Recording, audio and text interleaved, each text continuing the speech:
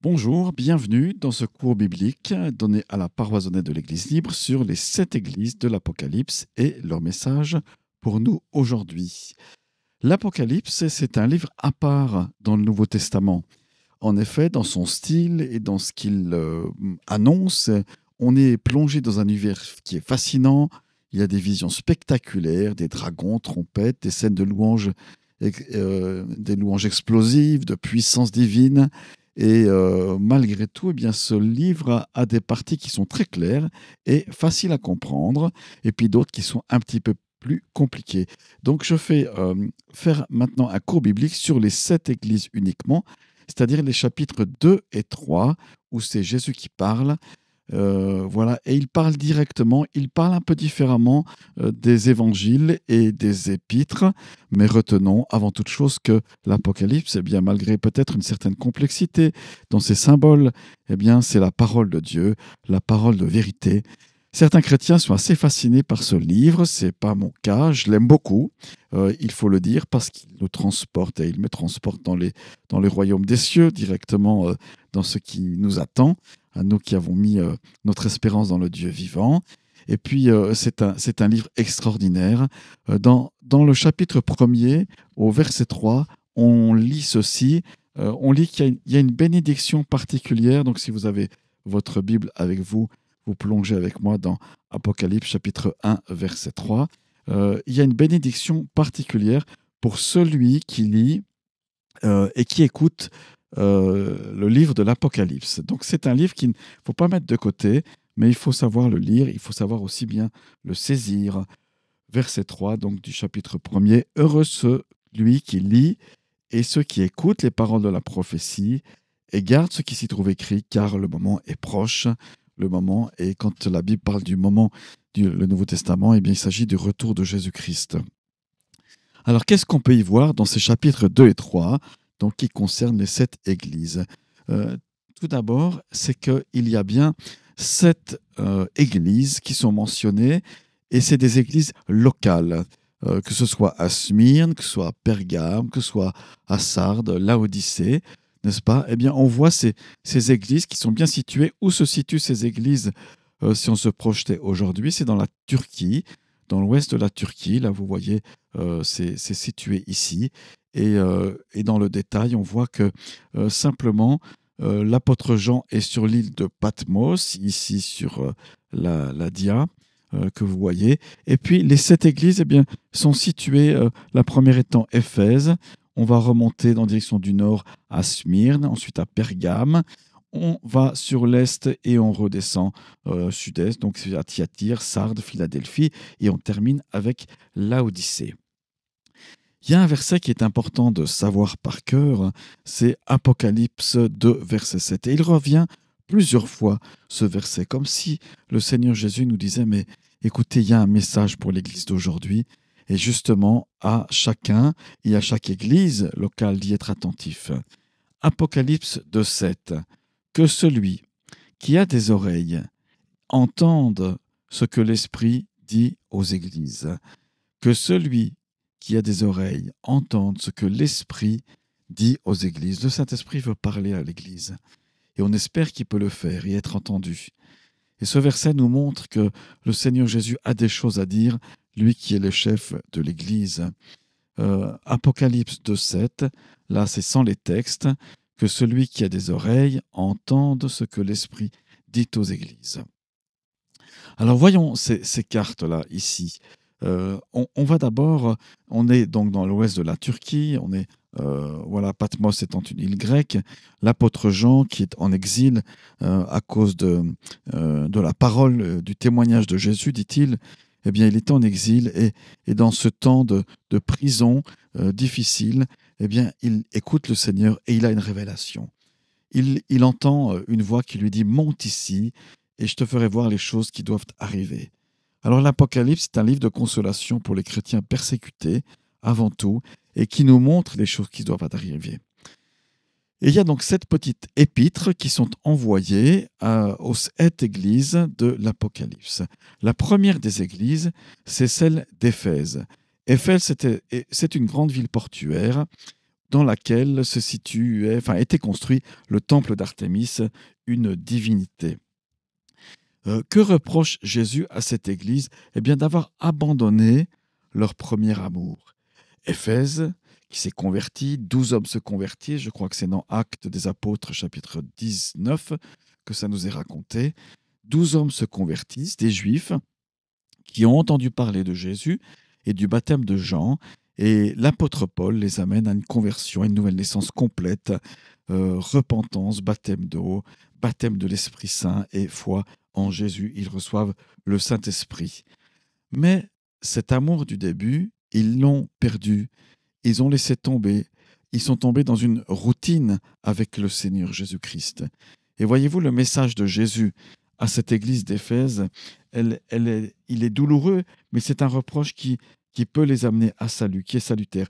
J'ai contre toi, Apocalypse 2, verset 4, c'est que tu as abandonné ton premier amour. Souviens-toi donc d'où tu es tombé, repens-toi et pratique tes premières œuvres. Voici, sinon je viendrai bientôt à toi et j'enlèverai ton chandelier à sa place, à moins que tu ne changes d'attitude. Donc Jésus interpelle son Église aujourd'hui pour lui dire, est-ce que tu es bien dans ce premier amour pour moi? Est-ce que tu m'aimes comme au premier jour, découvrant mon amour? C'est une relation d'amour avec Jésus, avant toute chose. Hein. Et il lui fait une promesse, s'il y a repentance de l'Église d'Éphèse tout entière, tu pourras manger de l'arbre de vie. Qu'est-ce que ça signifie? Eh bien, tu pourras jouir de la plénitude de mon salut. Tu pourras te délecter de ma présence, de la présence de ce que j'ai prévu pour toi dans ton héritage de vie, et tu seras pleinement en communion avec moi. Et c'est un petit peu ça qu'on peut retenir. Et bien sûr, pour nous aujourd'hui, voilà, Éphèse doit être fidèle dans la doctrine et dans cette relation amoureuse. Doctrine, oui, mais avant toute chose, cette relation amoureuse et passionnée pour Jésus. Oui, entretenir l'amour passionné pour Jésus. Pardon. C'est ce que le Seigneur nous invite à vivre pour nous aujourd'hui en 2024. Entretenir l'amour passionné pour Jésus. Comment on sait qu'on est passionné pour Jésus? Eh bien, quand on est entre frères et sœurs, on parle du Sauveur. On parle du Seigneur assez naturellement. Ça vient vers lui. C'est un signe de réveil et de passion. On prie facilement. Alors, est-ce que parce qu'on ne parle pas de Jésus, on n'est pas amoureux de Jésus? Non, ce n'est pas la question. La question, c'est que les choses viennent naturellement.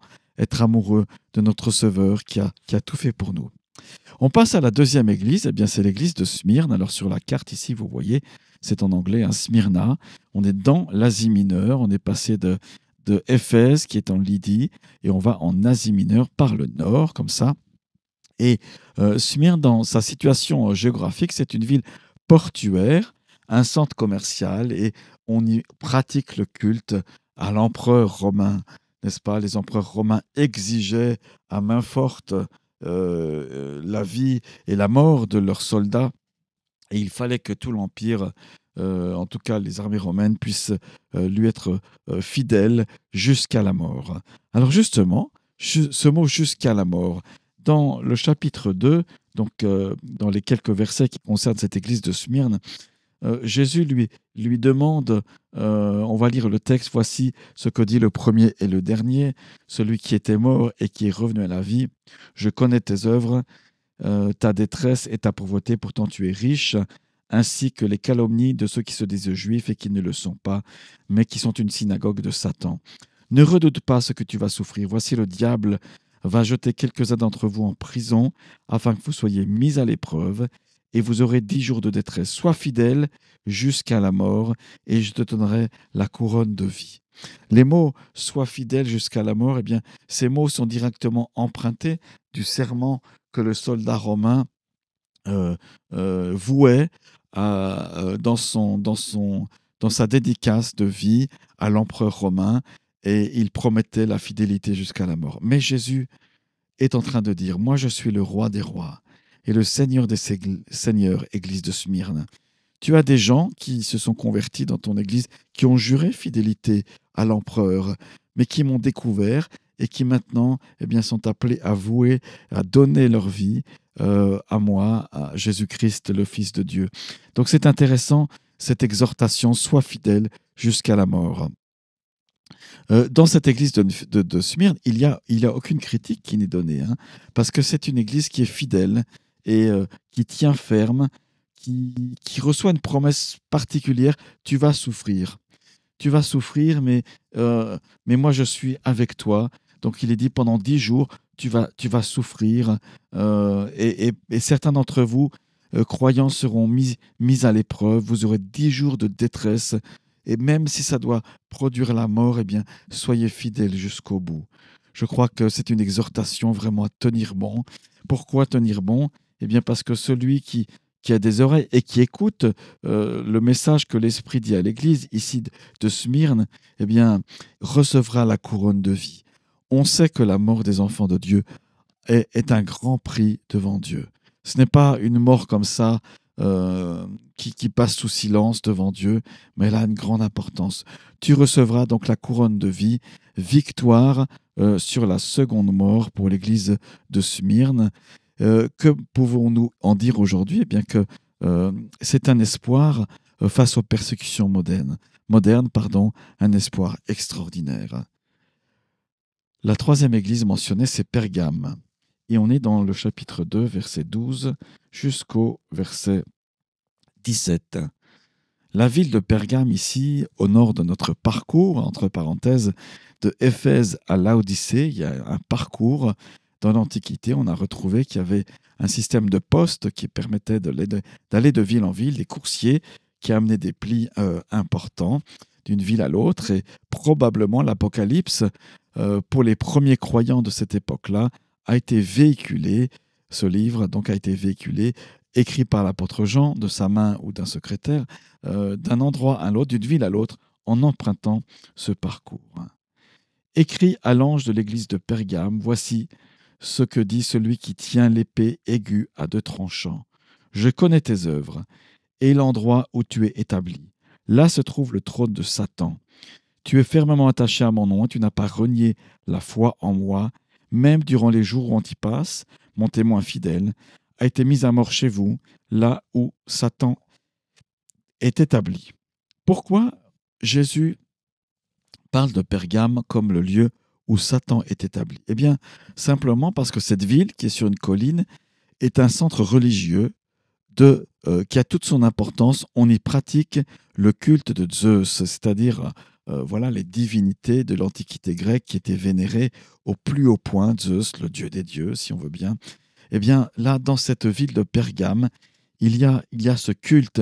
Et imaginez-vous, en tant que chrétien, nouveau chrétien, il y a cette pression spirituelle qui est intense, et le temple de Zeus dans lequel on pratiquait l'occultisme intensément fait subir une pression aux chrétiens qui sont là, puisque certains d'entre eux, peut-être même tous, on ne sait pas exactement, ont renoncé à la pratique de ce culte de Zeus.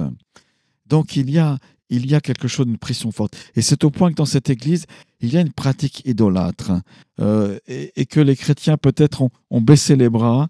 Pour ça que Jésus les exhorte, ils ont baissé les bras pour lutter contre cette pratique idolâtre, où il est question ici de Balaam. J'ai certaines choses contre toi, verset 14. Tu as là des gens attachés à la doctrine de Balaam, qui enseignaient à Balak à tendre un piège aux Israélites pour qu'ils mangent des viandes sacrifiées aux idoles et se livrent à l'immoralité sexuelle. Autrement dit, en fait, il y a une tolérance face au péché, face aux pratiques idolâtres que Jésus ne peut accepter dans cette église de Pergame. Et il lui demande de renoncer complètement à cela, n'est-ce pas, de ne plus accepter cette tolérance, parce que c'est de la compromission, comme au temps de Balaam. On trouve cette histoire dans l'Ancien Testament, dans le livre des Nombres, où Balaam, qui sous la pression de Balak, était payé pour maudire Israélite. Fort heureusement, il n'a pas pu le faire, mais ça montrait la compromission spirituelle. Église de Jésus-Christ, aujourd'hui, il faut renoncer à toute pratique idolâtre, renoncer à la sexualité vécue comme une idolâtrie, renoncer à toute impureté sexuelle. Avoir une bonne pratique, bien sûr, de ce côté-là est nécessaire dans les couples. Je parle de sexualité selon Dieu. Mais apprendre à renoncer et à dénoncer ces choses-là. Il est question des Nicolaïtes aussi, pas seulement de Balaam. On ne sait pas exactement ce que c'est. peut-être ici, c'est les doctrines voilà, intellectuelles, enfin disons, basées sur des raisonnements trop intellectuels, imprégnés de philosophie. Voilà, c'est les questions de Nicolaïte. Il y a une promesse. Jésus promet à ceux qui résistent la manne cachée, une pierre blanche, c'est-à-dire des choses nouvelles, des cadeaux extraordinaires. Et on marque d'une pierre blanche, c'est-à-dire on donne un héritage avec une pierre blanche, une manne cachée, providentielle. Ça fait référence bien sûr à la manne du désert que les Israélites ont reçue pendant 40 années. Jésus ici possède une épée à double tranchant.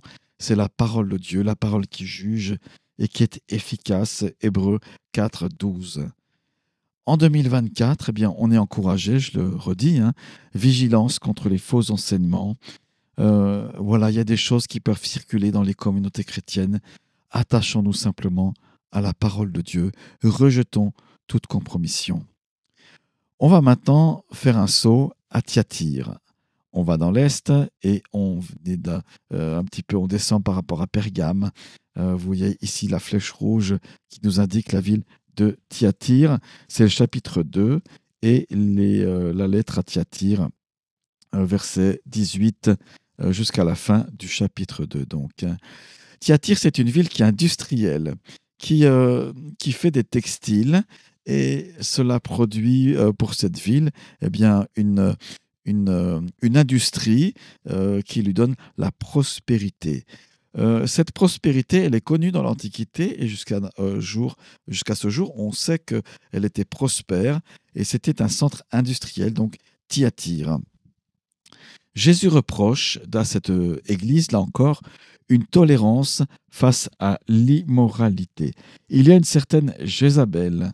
Alors on le voit, on va le trouver ici. Donc Thyatire, j'ai contre toi au verset 20, ce que tu laisses faire Jézabel, cette femme qui se prétend prophétesse. Donc la dimension prophétique existait dans cette église, mais elle était corrompue par une femme ici, alors on ne sait pas si elle s'appelle, c'est vrai, c'est une vraie femme en chair, on va dire, qui s'appelle Jézabel. Ça peut être une image, mais peu importe.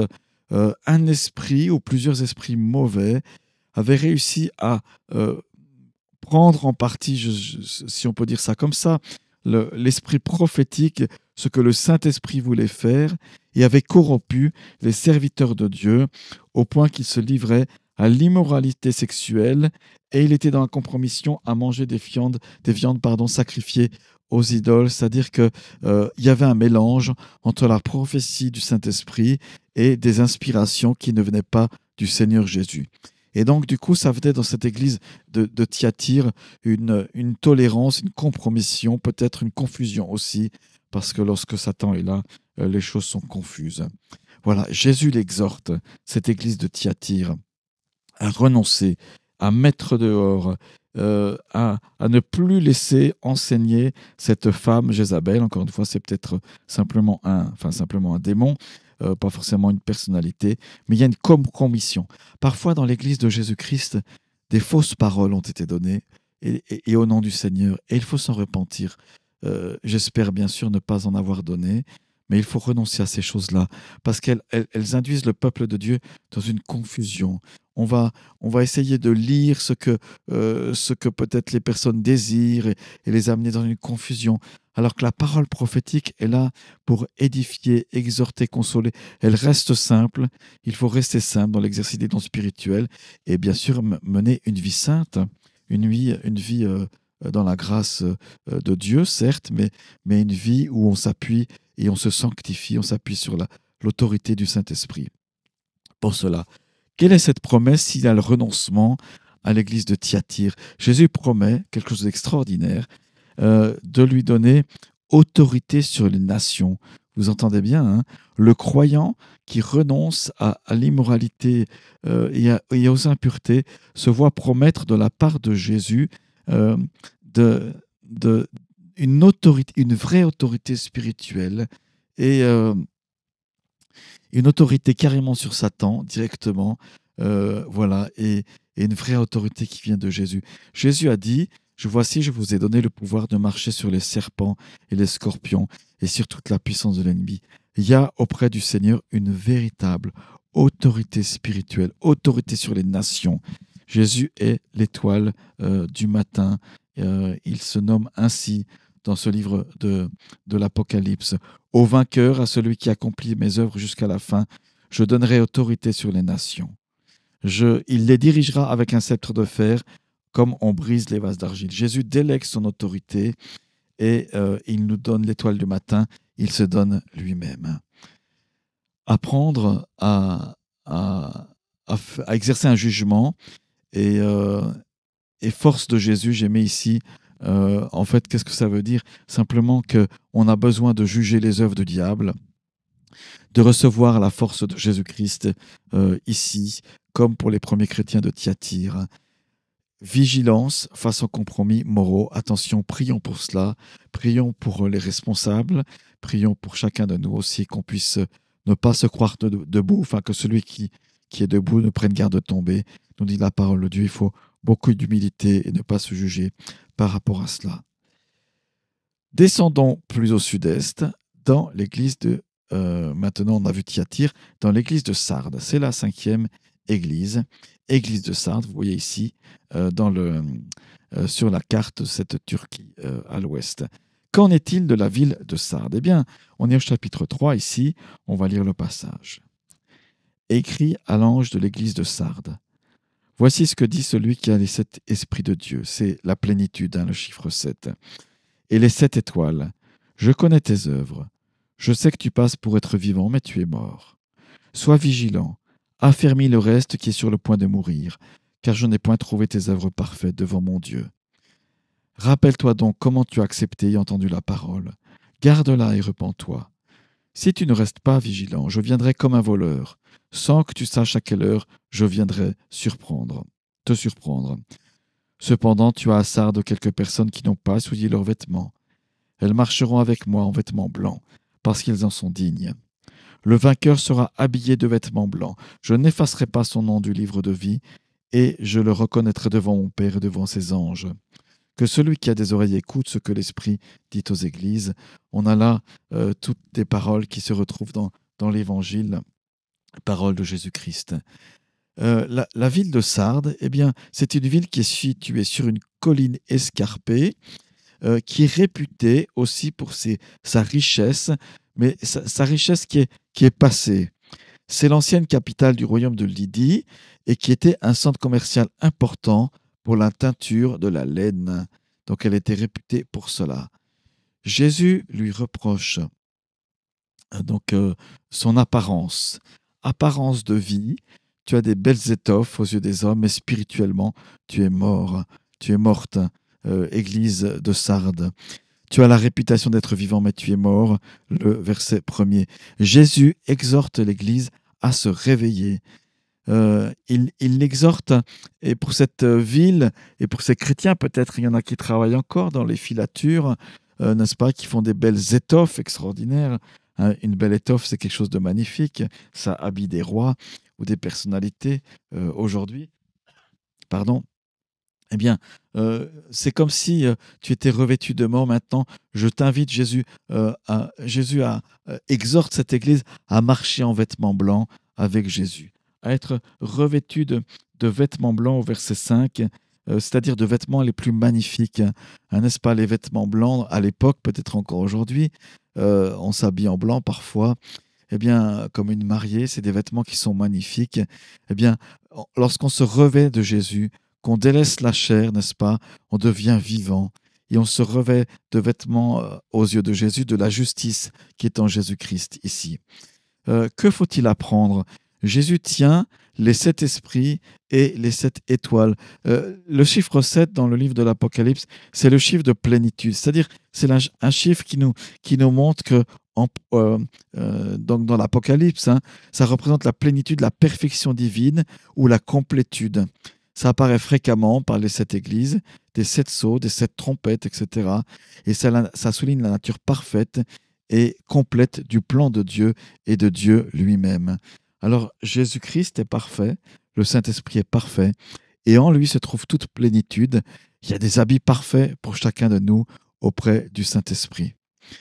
Évitons la léthargie spirituelle, c'est ce que Jésus nous dit lorsqu'on lit l'église de Sardes, et cette église de Sardes qui est exhortée à se revêtir auprès de Jésus. Jésus est celui qui est l'habilleur, de vêtements de justice pour toi et pour moi. La sixième église, eh bien, c'est celle de Philadelphie, c'est-à-dire une église qui n'a pas de reproche, comme Smyrne. C'est une église, donc on lit cela dans le chapitre 3, les versets 7 et suivants. L'église de Philadelphie, la ville, c'est une région qui a beaucoup souffert. Les gens de cette ville ont beaucoup souffert, une région sismique, c'est-à-dire où il y a eu des tremblements de terre. On relate dans les écrits de l'Antiquité qu'il y a eu autrefois non seulement un, mais plusieurs tremblements de terre. Et à l'époque de Jésus, il y a eu un tremblement de terre qui a dévasté la ville, donc qui a tout mis en bas. Imaginez-vous vivre dans cette ville, et puis tout ce que vous avez est détruit, et les bâtiments publics et les maisons individuelles, tout cela est détruit. C'est une ville qu'on appelle à l'époque la Porte de l'Orient. Pourquoi ? Eh bien parce que dans cette ville, on passait par Philadelphie pour aller plus à l'est, sur ce qu'on appelle pour nous l'Asie, le Moyen-Orient, l'Asie aujourd'hui, et on appréciait de passer par cette ville pour faire commerce, c'est sûr, mais aussi pour découvrir une nouvelle culture. Et vous savez que encore aujourd'hui, la culture asiatique ou les cultures asiatiques sont particulièrement attrayantes dans le cinéma, dans la finesse de ses étoffes, mais aussi dans la cuisine, par exemple. Donc cette ville est appelée la Porte de l'Orient. Et ce que Jésus dit ici, on va lire le texte, donc versets 7 et 8. Voici ce que dit le Saint, le véritable, celui qui a la clé de David, celui qui ouvre et personne ne pourra fermer, celui qui ferme et personne ne pourra ouvrir. Je connais tes œuvres. J'ai mis devant toi une porte ouverte que personne ne peut refermer, parce que tu as peu de puissance, que tu as gardé ma parole sans renier mon nom. Alors ça parle aux chrétiens de Philadelphie, cette histoire de porte, eux qui sont appelés la porte de l'Orient. Eh bien Jésus leur dit, j'ai mis devant toi une porte que personne ne va pouvoir fermer. Et je l'ouvre. Et le message de Jésus ici, c'est, oui, j'ouvre une porte devant toi, parce que tu es fidèle dans ta faiblesse. Je connais ce que tu as souffert. Ça fait probablement référence pour Jésus à la difficulté sismique, au tremblement de terre qu'il y a eu, à la perte de tous les biens matériels. Eh bien, moi, j'ai mis une porte devant toi. Parce que tu es fidèle, tu verras, je vais te construire quelque chose. Passe par ma porte, passe par moi. J'ouvre une porte devant toi pour l'annonce de l'Évangile. Tu peux, l'annonce de la porte, l'apôtre Paul reçoit cela comme message de Jésus. La porte qui s'ouvre devant lui, c'est pour annoncer le message de l'Évangile. Et c'est un encouragement. Il y a, de la part de Jésus, aucune critique à cette Église. Il y a donc un encouragement à persévérer. Et pour toi, pour vous, les croyants de Philadelphie, eh bien, je vous promets quelque chose. On l'a lu tout à l'heure dans ce texte de l'Apocalypse, c'est que ceux qui sont fidèles, ceux qui persévèrent, qui gardent la parole de la persévérance, comme dit le texte, l'épreuve va venir, la tentation va venir sur le monde, eh bien, je vais te garder à ce moment-là. Et pour ceux qui acceptent ces paroles, qui placent en Jésus leur abri, leur confiance, qui tiennent ferme ce qu'ils ont, eh bien, Jésus promet qu'ils vont devenir des colonnes dans le temple de Dieu. Ce temple qui ne sera jamais détruit, cette nouvelle Jérusalem que la main de l'homme ne pourra jamais détruire ou que la force de la nature ne pourra jamais détruire. Ça peut nous dire aujourd'hui de saisir les opportunités qui sont là. Peut-être, mon frère, ma sœur, tu attends l'opportunité, une ouverture qui est là. Jésus te l'a promis quand tu as été à ses pieds, que tu l'as écouté. Alors persévère, garde, écoute ce que le Seigneur Jésus-Christ te dit aujourd'hui. Et il promet que cette porte s'ouvre ou qu'elle va s'ouvrir. Lui qui a les clés de la mort et du séjour des morts, ainsi que la clé de David, c'est-à-dire il est le porteur de la messianité, c'est lui notre Messie. Dernière église, et on aura fait les 7, celle de Laodicée. Laodicée, ici vous le voyez sur la carte, c'est une ville qui est prospère, c'est une ville qui est riche donc, et qui possède des sources d'eau tiède. On allait à Laodicée pour se baigner parce qu'il était agréable de s'y baigner. Elle est au croisement de routes commerciales également, comme d'autres communes, comme villes qui ont été citées dans ce livre de l'Apocalypse, et elle est donc connue pour ses sources d'eau tiède. C'est un centre bancaire qui est important à l'époque du prophète Jean et industriel, et là encore, cette ville est célèbre pour son textile, et aussi elle fabrique quelque chose qui lui est unique, c'est un collyre pour soigner les yeux. Le mot collyre existe toujours dans la pharmacie d'aujourd'hui. Voilà, elle fabriquait un collyre pour les yeux, pour oindre les yeux. Qu'est-ce que Jésus reproche à cette église? Il lui reproche, donc on est au chapitre 3 ici, à partir du verset 14, et je lis le verset 15, « Je connais tes œuvres. » Les œuvres, ça montre notre amour pour Jésus. « Je sais que tu n'es ni froid ni bouillant. Si seulement tu étais froid ou bouillant. Ainsi, parce que tu es tiède et que tu n'es ni froid ni bouillant, je vais te vomir de ma bouche. En effet, tu dis, je suis riche, je me suis enrichi, je n'ai besoin de rien, et tu ne sais pas que tu es malheureux, misérable, pauvre, aveugle et nu. Je te conseille donc d'acheter chez moi de l'or purifié par le feu. » Rappelez-vous, Laodicée, c'est un centre bancaire important, c'est la ville de Genève peut-être, hein. D'acheter chez moi de l'or purifié par le feu. Jésus, c'est lui le véritable banquier, le grand possesseur de toutes choses. L'or et l'argent lui appartiennent, afin que tu deviennes vraiment riche, des vêtements blancs.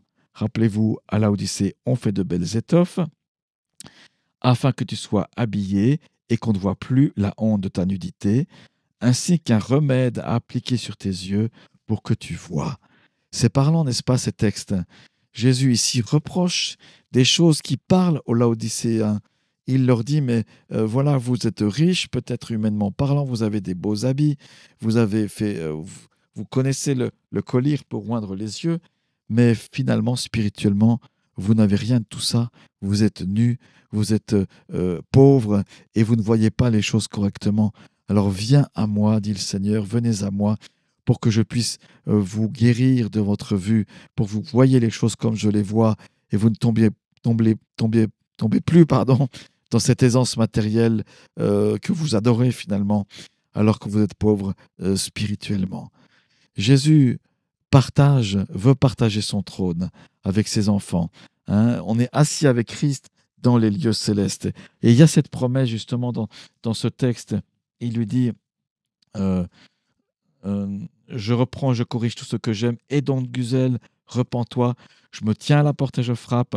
Le vainqueur, au verset 21, je le ferai asseoir avec moi sur mon trône, tout comme moi aussi j'ai vaincu, et je me suis assis avec mon Père sur son trône. Vous savez, le trône de Dieu, il est immense. Et il peut accueillir tous les enfants de Dieu qui vivent la repentance et qui viennent et qui restent en Jésus-Christ et qui font de Jésus, qui le reconnaissent comme Sauveur et comme Seigneur. Voilà, ces textes nous parlent, apprendre que Jésus est le témoin fidèle et véritable. Alors, l'exhortation qui nous est donnée ici, c'est éviter la complaisance spirituelle et ne pas se livrer à ces choses-là. Rester ou être éveillé, en tout cas, comme les vierges sages dans Matthieu, l'évangile de Matthieu, je crois au chapitre 23, 24, qui nous parle d'être des vierges, des jeunes filles qui sont éveillées, dont les lampes sont remplies d'huile et qui peuvent être attentives au cri final parce que l'époux arrive, Jésus revient bientôt. Que le Seigneur nous aide, n'est-ce pas? Alors je termine avec quelques points que vous aurez si vous prenez le temps de télécharger les notes. Je les mettrai dans le message que vous recevrez. Qui est l'ange de chaque église? Alors c'est probablement, je mets ça au conditionnel, les responsables à qui s'adressent ces épîtres en premier. Bien sûr, chaque épître s'adresse à tous les croyants de tous les temps et des chrétiens de l'époque. Qu'est-ce que l'exil à Patmos pour Jean? C'est une île prison, c'est l'Alcatraz de l'époque, c'est-à-dire on mettait les gens qui, là en l'occurrence les chrétiens, on les mettait parce qu'ils déplaisaient aux Romains, ils déplaisaient à d'autres personnes et on les faisait emprisonner et pourquoi pas aussi soumis à des sévices ou autres. Quel âge avait Jean? Eh bien, probablement, on pense que Jean avait entre 80 et 90 ans. Il est encore vivant, c'est le plus vieux des apôtres qui est resté, et il écrit donc probablement à la fin du 1er siècle. Pourquoi est cette église? Eh bien, cette église, vous l'aurez peut-être compris, ça représente l'église universelle qui tantôt passe par des temps où elle s'enrichit, où son amour pour Jésus baisse et s'éteint, et où elle fait de la compromission spirituelle, etc. Et on a besoin d'être réveillé. C'est le but aussi de ces épîtres, pas seulement d'être soutenu dans la persécution pour ceux qui traversent les épreuves de la persécution, mais aussi pour se réveiller parce que Jésus veut qu'on soit réveillé et plein d'amour pour lui. Les chiffres, alors peut-être vous attendez ça avec impatience. C'est quoi ces chiffres? Le chiffre 7, il y en a plusieurs, donc hein. Les 7 églises, les 7 sceaux, les 7 trompettes, etc. C'est la perfection, la plénitude. Le chiffre 12 est mentionné, les 12 tribus, les 12 apôtres. Ici, c'est le peuple de Dieu. Et puis, il y a un chiffre que les témoins de Jéhovah adorent presque, c'est 144 000. Ils ont pris ça au pied de la lettre, mais les 144 000, c'est 12 fois 12 fois 1000. Je ne vous apprends rien. Ça signifie simplement la plénitude des croyants, les saints de l'Ancien Testament et ceux qui ont mis leur confiance en Jésus-Christ, Sauveur et Seigneur. Il y a 4 créatures aussi, le chiffre 4, création universelle, les 4 êtres vivants. Donc ce chiffre 4 nous parle de création universelle. Il y a les 4 vents, etc.